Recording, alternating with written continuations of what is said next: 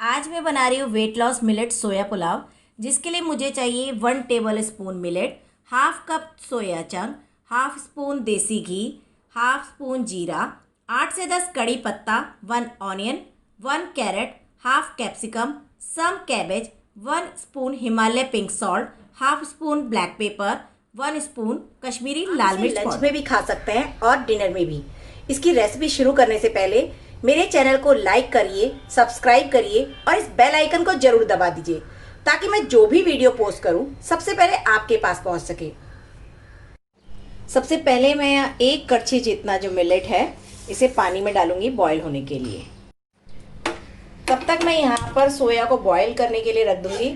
मैंने 1 बाउल पानी लिया है और उसमें 15 से 20 सोया जो है बॉईल करने के लिए रख दिया है। यहाँ पर मेरा जो है मिलेट एकदम अच्छे से उबल चुका है। देखिए ये बहुत अच्छे से उबल चुका है। अब हम तैयारी करते हैं इसके छौंक की। सबसे पहले मैं यहाँ पर लूँगी आधा चम्मच देसी घी। उसके बाद मैं इसमें डालूंगी आधा चम्मच से थोड़ा कम जीरा, 8 से 10 कड़ी पत्ता। अब मैं इसमें डालूंगी 1 ऑनियन।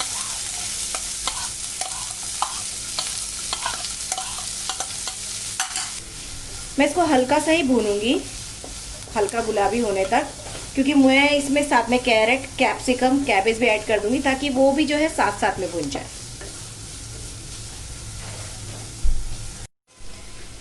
यहाँ मैंने कट करके रखा है कैरेट, कैरेट ऐड कर दूंगी, कैप्सिकम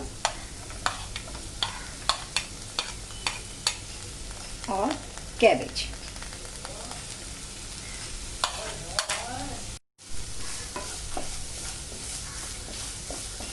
इसको हल्की गैस पे मैं अच्छे से पकाऊंगी ताकि कांदा भी भून जाए और जितनी सब्जी है वो भी अच्छे से पक जाए।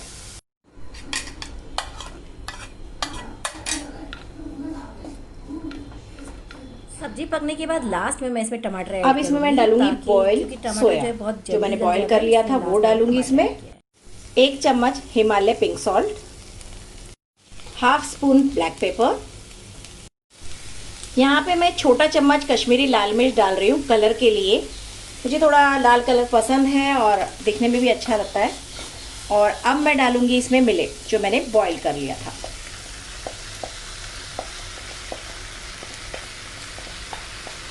बस इसको सब्जी में अच्छे से मिला दीजिए और अब मैं इसे 4 से 5 मिनट के लिए पकने दूंगी। अब चेक कर लेते हैं कि हमारा जो है मिलेट सोया पुलाव रेडी हो चुका है। तो मैं गैस बंद कर दूंगी। देखिए कितनी अच्छे से सीज चुका है ये।